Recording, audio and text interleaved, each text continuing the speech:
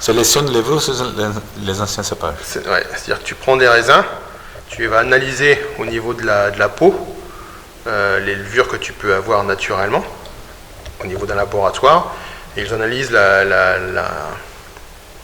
quel style de levure c'est, quelle est son efficacité, est-ce qu'elle est capable de fermenter, est-ce qu'elle est forte, est-ce qu'elle est faible, est-ce qu'elle est efficace, Donc ça c'est un travail mais plus sur le long terme, on va dire. Ouais.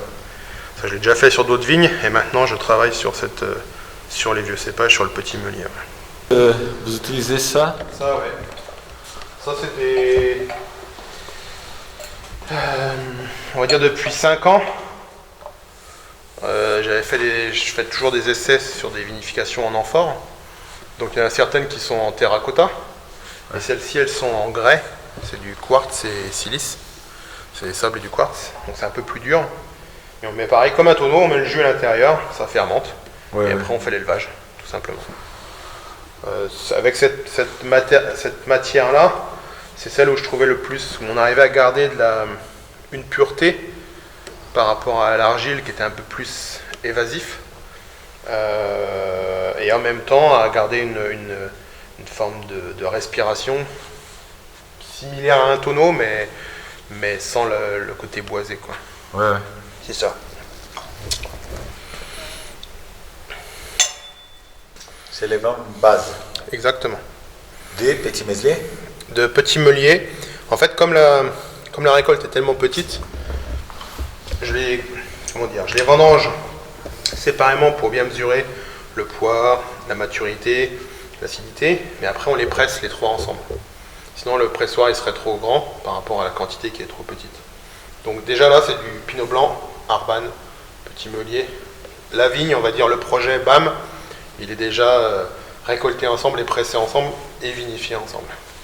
Le vin de base de ces anciens cépages là, c'est toujours ce côté, donc il y a un côté végétal, un côté comme de l'herbe coupée, et au niveau de la bouche, ce qui est drôle, vous savez comme quand je ne sais pas si au Brésil vous mangez cette plante là, nous quand on mange de la rhubarbe, quand tu croques une branche de rhubarbe sans l'éplucher, c'est comme une acidité qui te mord, c'est attractif et répulsif, c'est-à-dire que ça a une double sensation, c'est une acidité croquante, et c'est un peu cette même ressenti quand c'est tout jeune.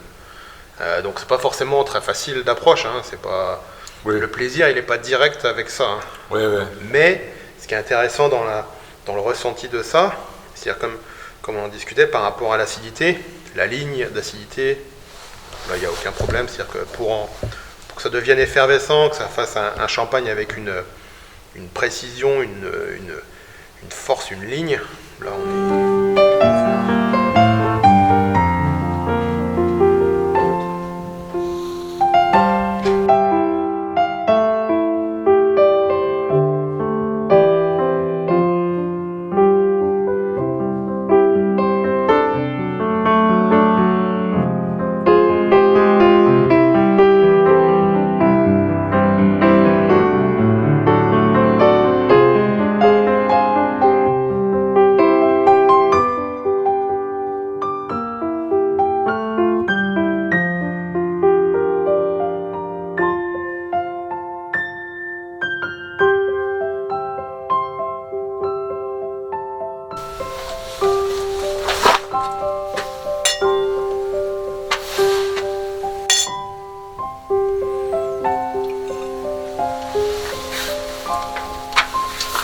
Donc bon, chez nous, Tarlan, moi je vinifie près de 2 tiers, près de 70% en tonneau. Les amphores, c'est pour s'amuser, c'est 2%, mais c'est pas beaucoup. Donc 70% en tonneau, 28% en cuve. La BAM perpétuelle.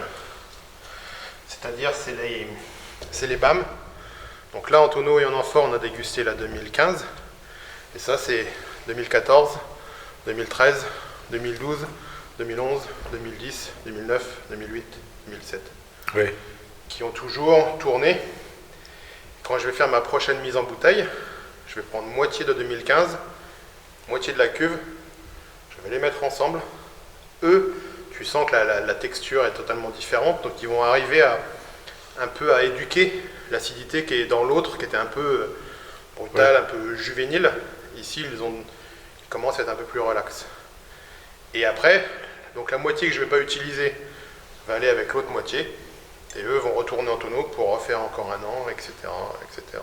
C'est pour ça que c'est perpétuel. Avant la deuxième fermentation. Avant la deuxième fermentation.